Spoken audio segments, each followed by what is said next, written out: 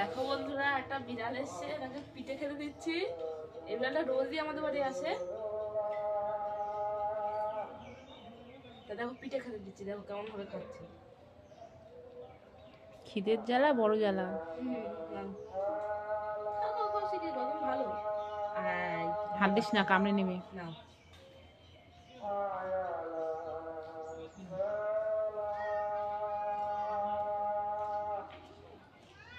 এই যে এগুলো খাও।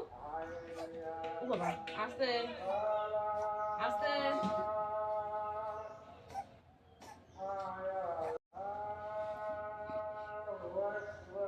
তাড়াতাড়ি খা। খিদে পেয়েছে ভীষণ, ওই জন্য এরকম খাচ্ছে। এটা খাও, এটা খাও। কালকেও এসেছিল। খাও।